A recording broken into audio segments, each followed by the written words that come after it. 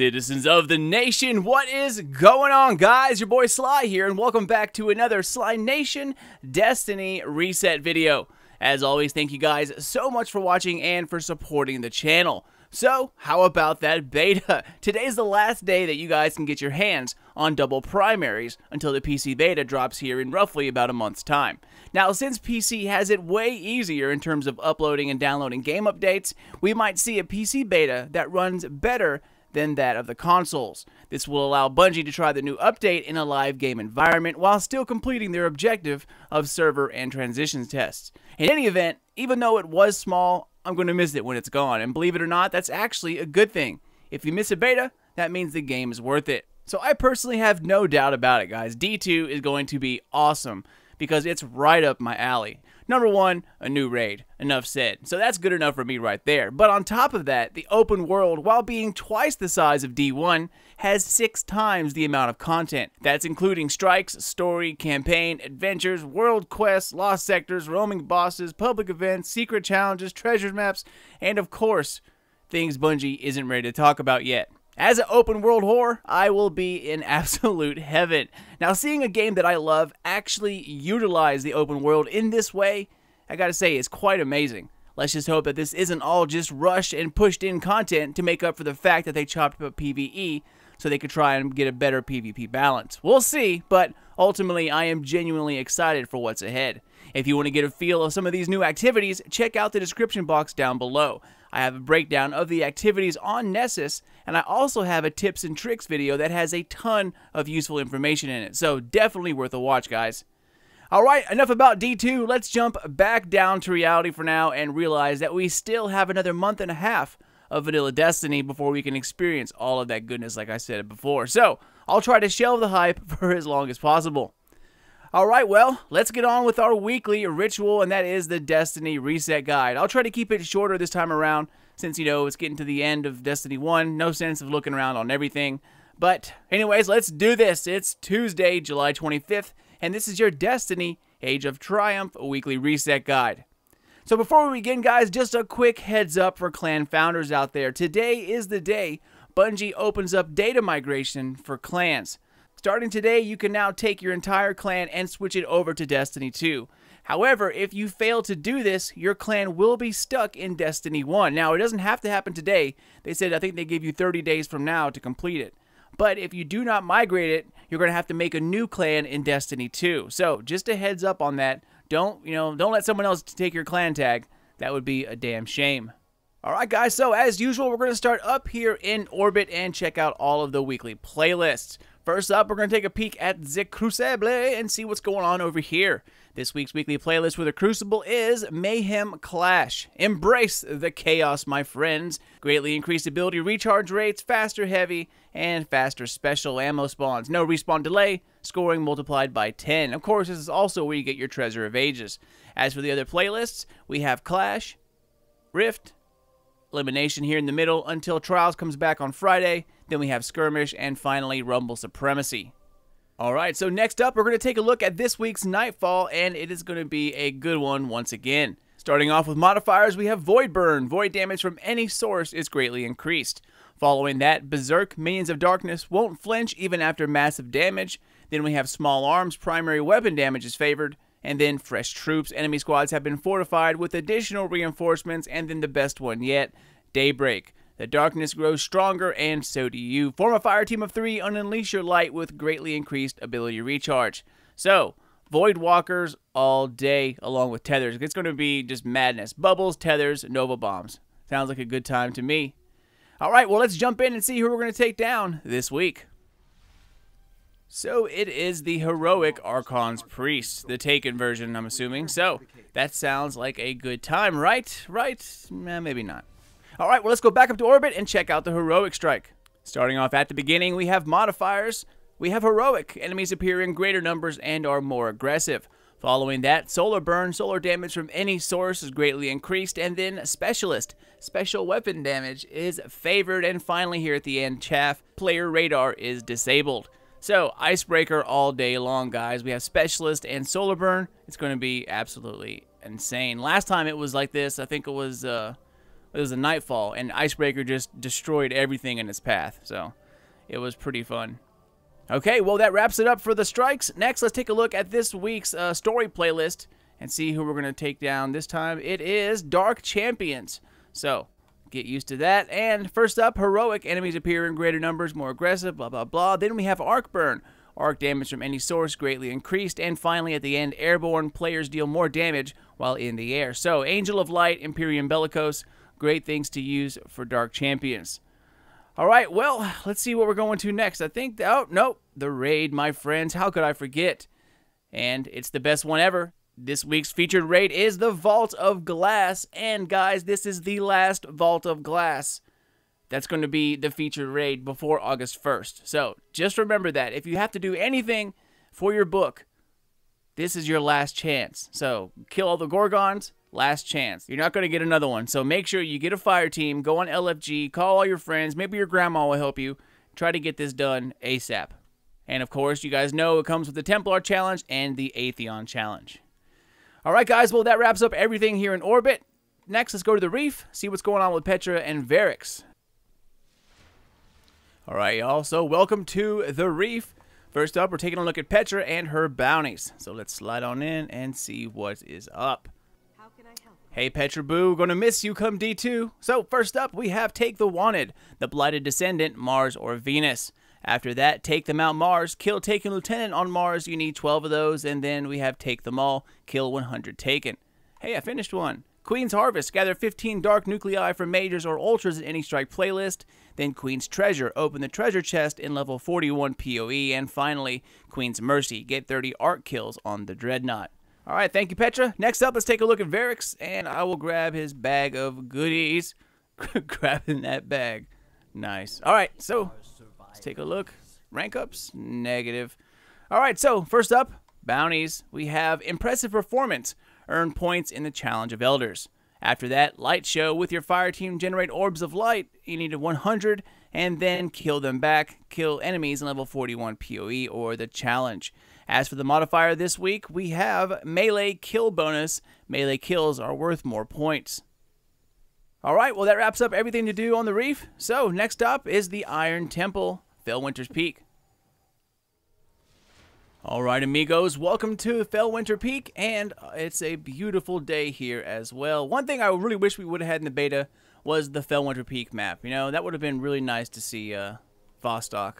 At least I thought so. While the maps in the beta were okay, the control one was really, really small, and getting team shot was just absolutely terrible. I mean, you hardly ever had a one-on-one. It was always like 3-on-1 or 2-on-1 or 4-on-1. I mean, it was always a bunch versus you. Where my team was the whole time, I don't know, but I wish we had a bigger map that would have solved that problem. Anyways, let's go ahead and take a look at Shiro, and then after that, we'll check out Tyra Karn up there on the hill. So, first up, we're going to take a look at his Iron Forge bounties, and then class items after that. So, what is this? So, Siege Engine Tech. Alright, we have Crushing Blows. Use the Iron Battle Axe or powerful enemy weapons to decimate hostile threats. Decimate. Next, Together We Rise. Complete public events in the Plaguelands. After that, Anti-Splicer, complete patrols in the Plaguelands. And finally, we have no Archon's Forge bounties, which is awesome, but we have Stay Down, Defeat Fallen. I love when there's no Archon Forge bounties. Alright, so for class items, first up, Mantle of Perun coming in at 34-33, Discipline Strength. After that, Silimar's Iron Sash, 34-31, Discipline Strength. And for the Warlock, Fellwinter's Iron Bond, 34-33, Discipline Strength. Thank you, Sir Shiro. Next up is going up to Tyra Karn, who is might be our next main Cryptarch, the Cryptard. So, while I think the farm's not going to be, our main social space, it'll be the main one for like the start of the game. I do think that we're going to be getting a second place back. The farm just doesn't look like, our main area for the next, couple years. It just doesn't feel like that kind of place. So, I either think we're going to get a tower back or something similar to the tower at the end of the game. So anyways, let's dive in here and take a look at what Tyra has to offer. Oh, a lot of stuff. Curtain Call, Glimmer. Okay, so for artifacts, we have Memory of Temur coming in at 77-76 Discipline Strength. After that, Memory of Radagast, 73-77 Intellect Strength. And then finally, Memory of Galeon coming in at 103 Intellect. Alright guys, well that does it for the Iron Temple. Next, we're going to the Tower. Alright, so this time around, since like I said, we're at the end of the game, I'm only going to be really looking at shacks, bounties, and weapon rolls. Everything else, you know, this late in the game is really irrelevant. Nobody needs to turn any planetary materials, which, by the way, I don't think we'll be having planetary materials in Destiny 2. And, yeah, I think that kind of stuff's just not useful anymore. So I want to drop that, try to make these videos a little quicker.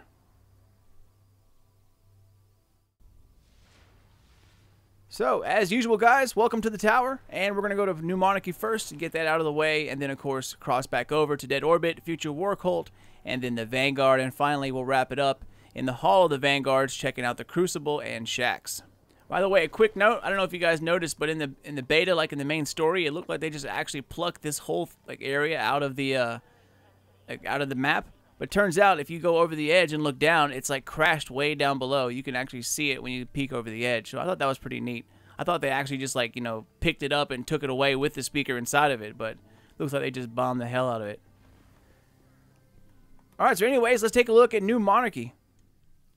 And really, guys, there's not much here to take a look at. The only things that are halfway decent, there's just two weapons. It's the sidearm and the sniper rifle. So for the sidearm, we have Steady Hand is, Sure Shot is, and then Quick Draw is. After that, we have armor-piercing rounds or Snapshot. Of course, go Snapshot. Then we have hand-loaded with a little bit of extra range, or Relentless Tracker. Of course, you're going hand-loaded. And then Hidden Hand, better target acquisition. So not bad for a sidearm. Not the greatest, but it's still a pretty decent roll.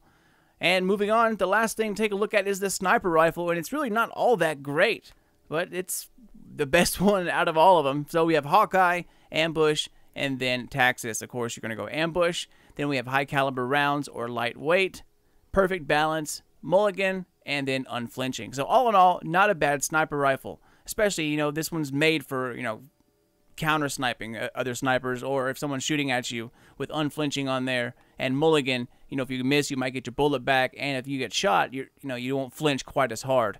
Which, by the way, the flinching in D2 is insane this time around. So I don't know if they're going to have Unflinching as a perk, but it will be highly sought after if they do. Alright guys, well that wraps up New Monarchy, kind of depressing. So let's jump across the way, guys, and check out the tower hangar. Hopefully they got some better rolls over there. Alright, so first up we're going to take a look at Dead Orbit. Let's jump in and take a peep. Hopefully they'll have something halfway decent. Alright, so Dead Orbit definitely has better weapons than New Monarchy. First up, the Extremophile. Only problem is the sights aren't that great. Reflex, Quick Draw, and then OEG. As for perks, we have high caliber rounds, which is great, Hip Fire, Perfect Balance or Spray and Play, and then Glass Half Full. So all in all, not a bad auto rifle at all. Next up, I believe it is the Keystone. Yes, it is. And the problem here again is sights. We have Red Dot ORA, Range Lens, and then OEG Rifle Scope. None of those sights are really my favorite. After that, we have Explosive Rounds or Full Auto, Hammer Forged, Outlaw, and then Crowd Control. So definitely a really, really good PvE weapon here. Alright, so next up, I believe well, the Fusion Rifle's not bad, nothing worth taking a look at. Shotgun's Full Auto, which, you know, still is pretty good as well, but the Sniper Rifle is probably the best one out of all of these. For sights, we have Wild Hawk and one of the good ones, Short Gaze. After that, we have View Tac. As for perks, Armor-Piercing Rounds, Lightweight, and the same thing as New Monarchy, Perfect Balance, Mulligan, and then Unflinching. So this is a better one than the New Monarchy. So if you're looking for like a battling sniper rifle, this one here will do it for you. It's not the heavy impact, but a headshot is a headshot. Alright guys, well that wraps it up for Dead Orbit. Next, let's take a look at all of the weapons of the Vanguard and see if there's any nuggets of treasure to take out of it. Okay, so for the Vanguard, it's kind of disappointing also. There's a few weapons that aren't too bad, but nothing a god roll by any means. First up, for the decent ones, we have the Continental. For sights, we have Reflex, Steady Hand is, which is the better one, and then OEG. After that, Battle Runner or Hip Fire. Then we have Braced Frame, look at that stability, and then Rifled Barrel. I, for one, would go Braced Frame. And finally, at the end, Persistent. So, Persistent, Braced Frame, I'd probably guess Battle Runner, and then Steady Hand is. That gets you a very, very steady auto rifle, and one that's actually pretty good in the Crucible. Alright, moving on, we're going to take a look at the Teacup Tempest, which is really, really good here this week. This is the best weapon in the Vanguard Armory. We have Steady Hand is, Fast Draw is, and then Quick Draw is. Now, I know there's no Sure Shot or True Shot, whatever. Now, sure and true's not there, but it's all good. Steady hand isn't that bad. Then we have Mulligan, Crowd Control, Snapshot, High Caliber Rounds, and Reactive Reload. So a lot of good perk choices here, guys. Teacup Tempest is definitely the best one in the armory this week. And finally, the Rocket Launcher is the other good one. Disassembly required. Starts off with Confined Launch, Soft Launch, or Hard Launch. After that, it is Vacuum or Last Resort, Perfect Balance, Heavy Payload, and Grenades and Horseshoes. Alright guys, well that wraps up the Vanguard. Nothing really too spicy over there either. So our last hope is for Future War Cult or the Crucible Armory. So let's hop up and take a look. So Future War Cult definitely has some pretty good weapons, and two of them are really good. The ones that are so-so, first up is the Whale. It's decent, but not worth taking a look. First real thing to take a look at is the Waltz. Now, sights, once again, not that great. Red Dot ORA2, Quick Draw is, and then OEG. After that, High Caliber Rounds or Hip Fire, Perfect Balance, Eye of the Storm, and then Head Seeker. Head Seeker is a really good perk to use on a fast rate of fire, low impact pulse rifle, because you have to put a lot of shots out, so therefore it gives you a better chance to get more damage in. Alright, and the next one, which one was it? It is the Wormwood. It's got one select perk setup, Steady Hand, Sure Shot, and then Quick Draw. After that is High Caliber Rounds or Hip Fire, Fitted Stock, Relentless Tracker, and then Reactive Reload. So right at the top, guys, Reactive Reload, Fitted Stock, High Caliber Rounds with Sure Shot. That's a pretty good setup. And finally, the last thing to take a look at is actually the best one here. It is the Warpath Rocket Launcher, and it is the best roll you're going to get. We have Aggressive Launch, Soft Launch, and then Hard Launch. After that, Field Scout, Quick Draw, Heavy Payload, Tripod, and then Grenades and Horseshoes. So that's a no-brainer, guys. For Crucible, Grenades and Horseshoes, Tripod, Quick Draw, and then whatever gets your velocity up the most. So that would be Soft Launch. That is a damn good Warpath right here, guys. Doesn't get much better than that. All right, well, that wraps up all the weapons on this side of the tower. So next up, we're going to go down to the Hall of the Vanguards. So hopefully the Crucible has something good for us. And we'll take a look at Shaq's bounties as well, and then we will call it a day. All right, so let's take a look at Shaq's first and see what his bounties are. I'm thinking Rift and Supremacy, definitely. And it is Clash. Back to basics. 7 matches complete, 50 primary kills, 25 assisted kills, and then 25 ability kills. And after that, a game of Rift. 7 matches complete, 50 primary kills, 25 assisted kills, and 1 runner stopped. And the last thing we're going to take a look at, guys, is the Crucible Quartermaster and all of his weapons. Alright, so while there aren't too many weapons here to take a look at, the ones they do have that are decent are very decent. So, first up, the Palindrome. For sights, we have some good ones. True Sight, Sure Shot, and then Quick Draw. After that, Relentless Tracker, Boo, Partial Refund, whatever. But then Reinforced Barrel, Casket Mag, and Luck in the Chamber. So, while it's not that great, while it's not a god roll, it's still damn good. Luck in the Chamber with Reinforced Barrel, all that range. I would definitely go for Partial Refund, and then your choice between Sure Shot or True Sight. And the next one to take a look at, I believe, is the Sidearm. Now, it's one of the faster rate of fire ones, not like the Wormwood, still pretty deadly. We have True Sight, Sure Shot, and then Quick Draw. After that, Zen Moment or Crowd Control, Hand Loaded, Casket Mag, and Reactive Reload. So a lot of good perk choices. And finally, guys, the last thing to take a look at this week is Chaotic Neutral. For barrel upgrades, we have CQB Ballistics, Linear Compensator, or Field Choke. I personally would go Linear Compensator. It gives you a better recoil pattern. After that, Eye of the Storm or Underdog. I go Underdog. Then we have Hand-Laid Stock with a bunch of stability, or you can go Armor-Piercing Rounds. And then finally, Crowd Control. Of course, that means more weapon damage after kills. And that, my friends, wraps up this week's weekly reset guide. Like I said, if you need to get your beta fix in, go ahead and get it done. It'll be up until this evening. But that'll be it until the PC beta. Now, of course, I will be jumping in there to see if anything has changed. And hopefully they have. Hopefully it'll be something else to take a look at. But you never know with the PC. Well, in any case, guys, that wraps us up. As always, thank you so much for watching and for supporting the channel. Now, most of the guys, the resets guys from now on are going to be like this. Just short and sweet, seeing what the activities are, if any good weapons are there, and that's about it. With like a month and a half left, there's really nothing to dive into that we actually really need.